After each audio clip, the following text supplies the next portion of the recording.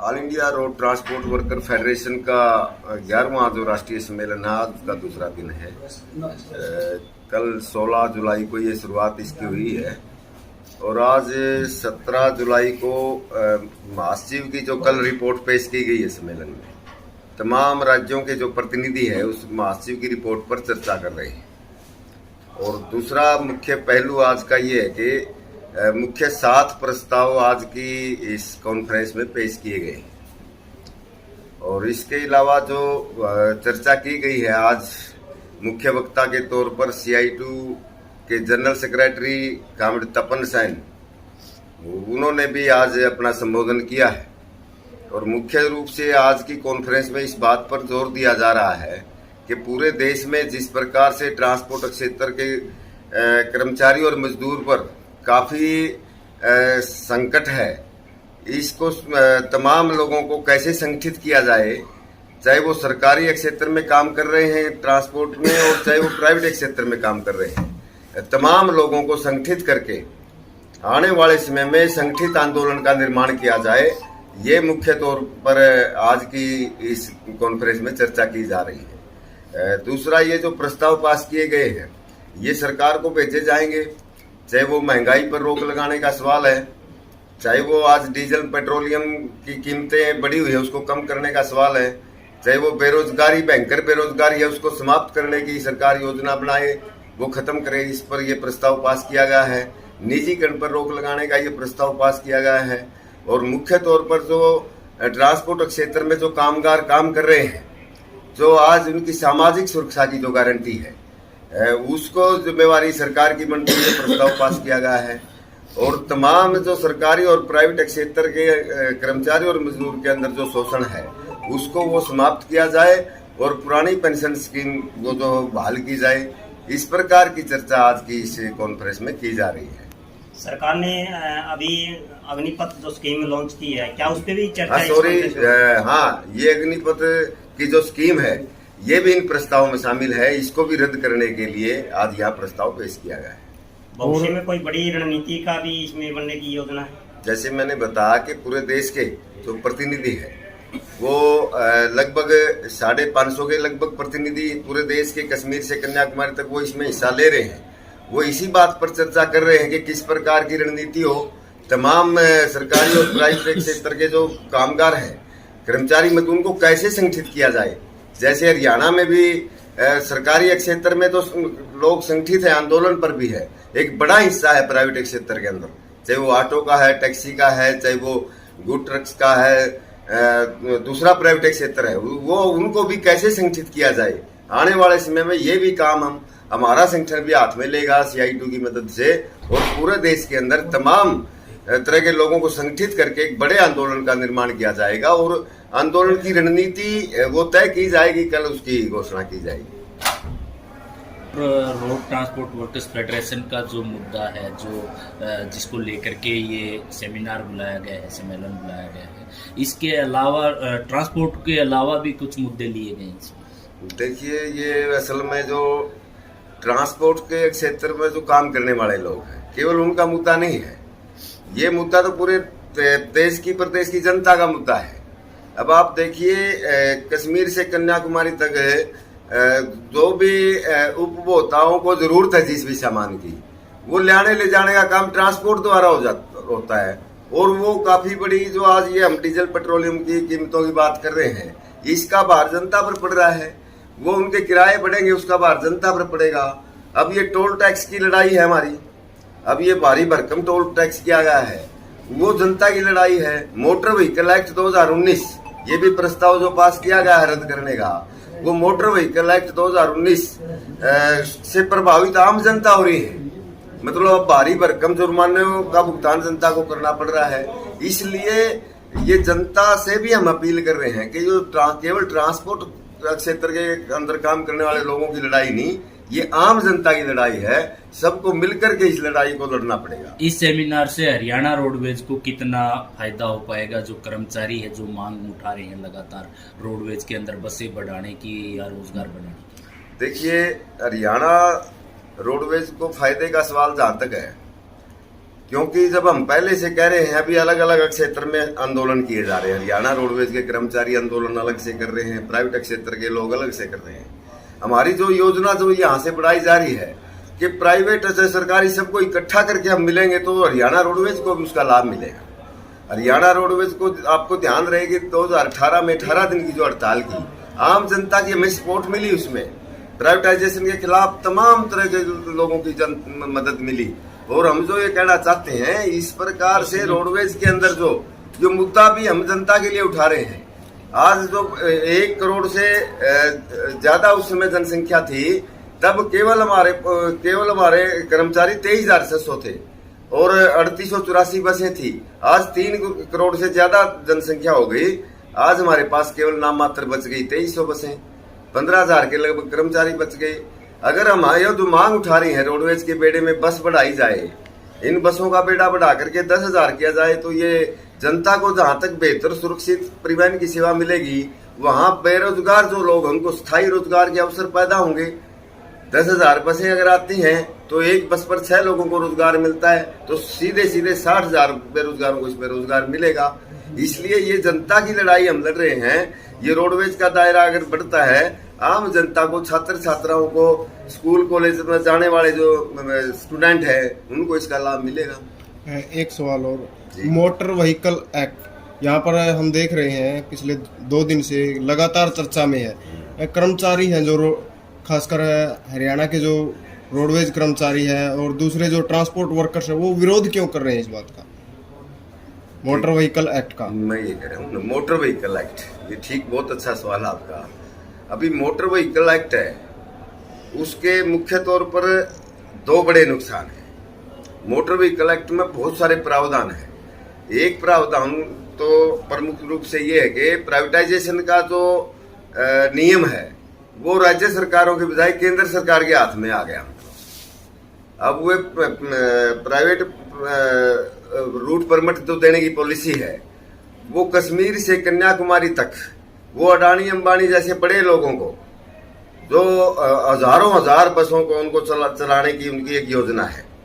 जैसे अभी आने वाले समय में इलेक्ट्रिक बसें आएगी, वो बड़े जो लोग हैं वो उन बसों को चलाएंगे। जो आम जो लोग हैं, जो अपना छोटा जो कारोबार कर रहे हैं, चाहे वो मैक्सी कैब है या प्राइवेट बस लेके वो कर रहे हैं, वो उनका कारोबार सब बंद हो जाएगा।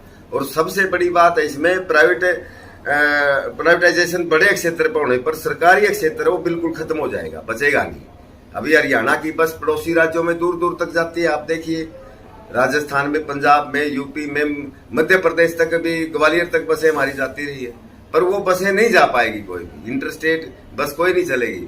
तब वो, ये सबसे बड़ा नुकसान मोटर व्हीकल एक्ट 19 का ये है। दूसरा बड़ा नुकसान है कि ये जो भारी भरकम जो जुर्माने किए गए, वो जुर्माने मतलब किसी आम आदमी के बस की बात नहीं है। हम ये कहते हैं नियम फॉलो होने चाहिए, करने चाहिए हर तरह के, पर वो हर चीज की एक लिमिट होती है। छोटी सी कोई गलती है, मतलब 10,000, 5,000, 15,000, 20,000 रुपए, इतने बड़े भारी भरकम जुर्माने लगते हैं, किसी के बस की बात नहीं है। उनको लागू करने के लिए ऐसे माहौल तैयार करना पड़ेगा। नियम को लागू करने के लिए यहाँ पर जो इस प्रकार का जो ढांचा नहीं है हमारे देश के अंदर, सड़कें नहीं है, पर वो नियम फॉरेन के विदेशों के नियम यहाँ पर लागू किए जा रहे हैं। इसलिए ये मोटर व्हीकल एक्ट का जो दुष्परिणाम है, वो केवल कर्मचारियों पर नहीं, वो टोटल ट्रांसपोर्ट के क्षेत्र में काम करने वाले कर्मचारी मजदूरों के अलावा आम जनता पर भी उसका दुष्प्रभाव पड़ेगा। अलग अलग भाषा के लोग यहाँ पर आए हुए हैं इस सम्मेलन में, क्या उनको इस तरीके से कोऑपरेट करने में कोई दिक्कत वगैरह किसी तरीके की आ रही है, कोई परेशानी? क्योंकि खान पान भी उनका अलग है, उनकी संस्कृति भी अलग है, उनको मैनेज करना एक बहुत बड़ा काम है हरियाणा में, और एक हिसार क्षेत्र में हो रहा है। तो आप जिस तरीके से संभाल रहे हो, क्या उसको सही तरीके से संभाल पा रहे हो, क्या कुछ दिक्कतें आ रही है? नहीं, हमारे यहाँ ऐसी कोई दिक्कत नहीं है। हमारा पहले का भी बड़ा लंबा अनुभव है। ऐसी राष्ट्रीय कॉन्फ्रेंस हम पहले भी ऐसी करवा चुके हैं। AISGF की 2011 में और 17 में अखिल भारतीय किसान सभा की, उसमें भी हमें मौका मिला। STFI की, IFI की, ऐसी बहुत सारी राष्ट्रीय कॉन्फ्रेंस हुई है और हमारा अनुभव है। हमारे पास ऐसे एक्सपर्ट जो बंदे भी हैं जो हिंदी के साथ साथ अंग्रेजी तमाम तरह की वो भाषाएं समझते हैं और उनके साथ अच्छा कोऑपरेट कर रहे हैं। और किसी भी डेलीगेट प्रतिनिधि को इस प्रकार की कोई समस्या यहाँ देखने को आपको नहीं मिलेगी और अभी तक नहीं मिली है। जहाँ तक खान पान की है, खान पान हमारी इच्छा ये है कि पूरे हरियाणा के अंदर और पूरे देश के अंदर हरियाणा का जो खान पान बहुत अच्छा है। हम चाहते हैं हरियाणा का खान पान उन सबको वो मिले। दूध दही का खाना, जहाँ पर हरियाणा की बात है, देसी घी का खाना है, वो सब हम कर रहे हैं। उसके अलावा ये भी हम ध्यान रख रहे हैं कि जो साउथ के दूसरे लोग हैं उनका किस प्रकार का जो खाना है वो खाना भी हम यहाँ पर जैसे है सादा वो जो खाना खाते हैं वो भी हमने यहाँ पर उनके लिए उपलब्ध करवाया है।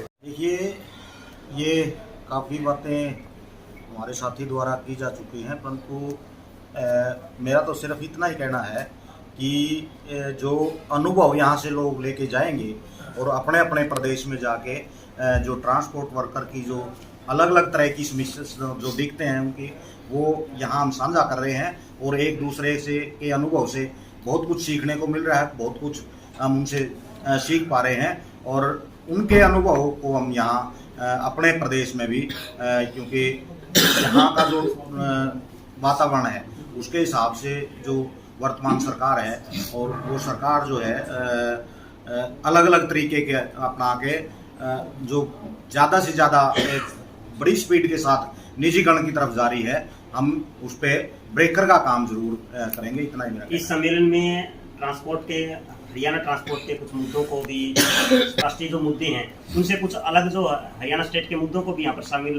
किया जा रहा है जी। उन पे कुछ चर्चाएं उन पे शामिल किया जा रहा है, क्योंकि जो स्टेट ट्रांसपोर्ट है, एसटीओज के दो दायरे हैं, वो सार्वजनिक क्षेत्र जिसको बोलते हैं, तो वो जो है यहाँ हरियाणा में, क्योंकि विभाग के तौर पे यदि हम देखते हैं तो एक हरियाणा ही बचा हुआ है, बाकी जगह तो निगम कारपोरेशन सरकार अलग अलग उसमें, हिमाचल में, राजस्थान में, गुजरात पे हमारे पड़ोसी राज्य है, पंजाब है जैसे, उसमें भी पन बस है और पीआरटीसी है, उनके नाम पे अलग अलग वो कर रहे हैं। परंतु विभाग के तौर पे एक अकेला हरियाणा रोडवेज बचा है और रोडवेज के कर्मचारी ने आम जनता के साथ मिलके इस लड़ाई को बहुत बेहतर ढंग से लड़ा है और जनता का सपोर्ट मिला है, तो इसलिए हम यहाँ ट्रांसपोर्ट को बचा पा रहे हैं। सार्वजनिक क्षेत्र बदाना, रोडवेज वर्कर यूनियन, संबंधित सर्व कर्मचारी संघ हरियाणा का स्टेट प्रेसिडेंट। शरबत पुनिया, प्रदेश महासचिव हरियाणा रोडवेज वर्कर यूनियन और vice president all India road transport worker federation. एक ट्रक पर 10,000 रुपया लिया जाता है, तो ये मनमानी ये भाजपा की सरकार में कर दिया गया, क्योंकि धीरे धीरे दिखाई दे रहा है ये मनमानी उन वर्ग पे भी आएगी जो ड्राइवर आज रिन्यूअल करने के लिए जाते हैं, तो अगर उनको देखा जाता है उनको हेवी मोटर व्हीकल का है तो उनके नया लौका लगाया गया है कि वो लौका है कि आपको एक दिन का अत्याधुनिक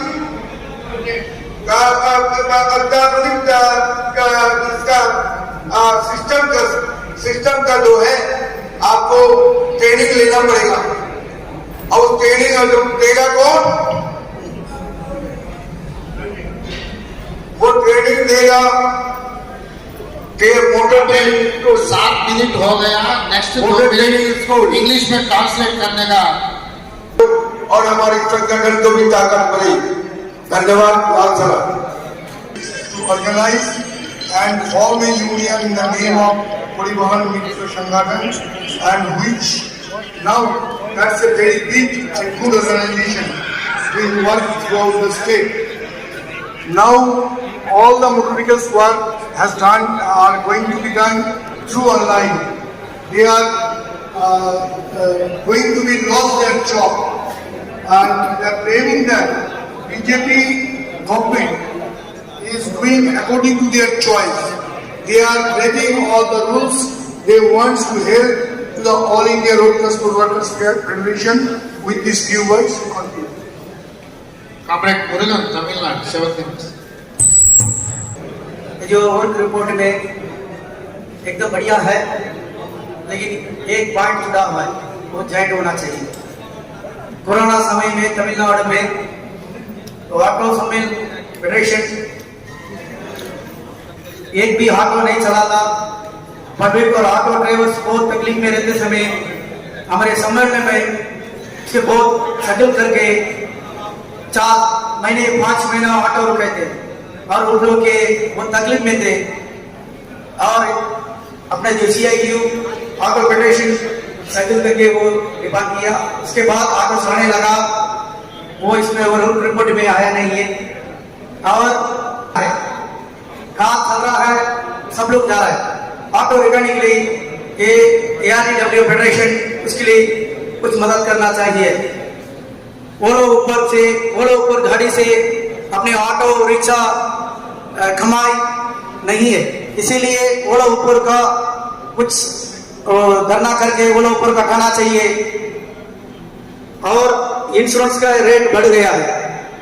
गया 4 साल के पहले 2,250 था, अभी 9,000 10,000 तक बढ़ गया है EMI। इसीलिए इंश्योरेंस का कितना धरना करके भी दाम कम नहीं हुआ है। पेट्रोल डीजल का दाम हर रोज बढ़ते जा रहा है। उसके लिए हम सारे हिंदुस्तान में रहने वाला ऑटो रिक्शा वाला को एक जगह पर जमा करके धरना करना चाहिए। सिर्फ पेट्रोल डीजल गैस दाम बढ़ा, इसीलिए अब क्या करना चाहिए। और वाइट टैक्स चेन्नई सिटी और हर एक स्टेट में वाइट टैक्स अभी नया हुआ है।